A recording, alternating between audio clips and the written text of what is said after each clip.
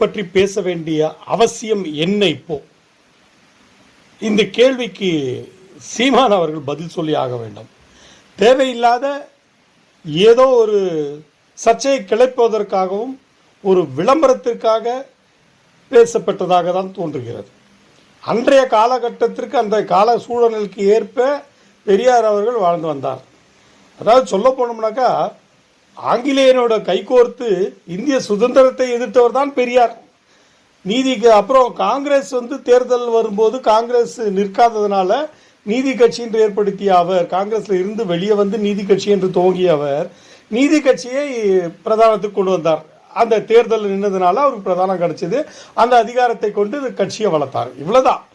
அதற்கப்புறம் வந்த அண்ணாதுரை தனிநாடு என்கின்ற கொள்கை கொண்ட நீதி கட்சியுடன் நாம் இருந்தாக்கா நமக்கு வேலை ஆகாதுன்னுட்டு முதலியார் சமுதாயம் பிரதானத்தில் இருந்த காலகட்டத்தில் முதலியார் சமுதாயங்களை கொண்டு அவர் திராவிட முன்னேற்ற கழகம் என்று துவக்கினார். இந்த திராவிட முன்னேற்ற கழகத்தை எதிர்த்தவர் தான் பெரியார். அதுல மாற்று கருத்து எதுவும் கிடையாது. அன்னைக்கு ஒன்றும் பெருசா ஆதரவு கொடுக்கல, எதிர்த்தவர் தான் பெரியார்.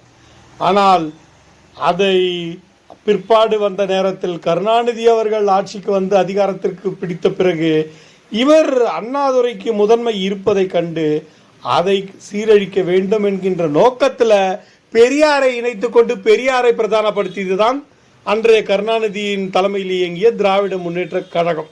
அவ்வளவுதானே ஒழிய திராவிட முன்னேற்ற கழகத்தை துவக்கியது பெரியார் அல்ல, அல்லது திராவிட முன்னேற்ற கழகத்தை வளர்த்தது பெரியார் அல்ல, அல்லது திராவிட முன்னேற்ற கழகத்தினுடைய கொள்கையான ஆங்கிலேய எதிர்ப்பு கொள்கை, இந்திய எதிர்ப்பு கொள்கை என்கின்றதெல்லாம் அப்போ பெரியார் கடைபிடிக்கல.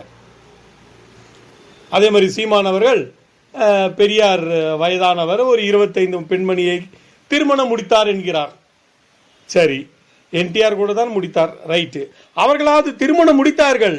ஆனால் உங்கள் மீது சுமத்தப்பட்டுள்ள குற்றங்கள் என்ன? தங்கை விஜயலட்சுமி அவர்கள் அது வெளிப்படையாக பல்வேறு குற்றங்களை சாட்டி வருகிறார். இதற்கு நீங்கள் என்ன பதில் சொல்ல போகிறீர்கள்? என்ன பதில் சொல்லிக் கொண்டிருக்கிறீர்கள்? அவ்வாறு எதுவுமே இல்லை என்கிறீர்களா? அதையாச்சும் வெளிப்படையா சொல்லுங்க. இப்படி ஒரு முள்ள மாறி குள்ள மாறித்தனம், விளம்பரத்திற்கான அரசியல். நீங்க பேசிய பெரியார்னால இந்த சமுதாயத்திற்கு, தமிழக மக்களுக்கு ₹1 பிரயோஜனப்படுமா? அவருடைய வாழ்வாதாரம் வளர்ச்சி அடையுமா? இன்றைய பொருளாதாரத்தின் நிலை என்ன? தமிழக பொருளாதாரம் கடனிலை மிதந்து கொண்டிருக்கிறது. கூடிய விரைவில் நாம் வட்டி கட்ட முடியாமல் ஓடப் போகிறோம் என்பதை மறந்து கூடாது. இதையெல்லாம்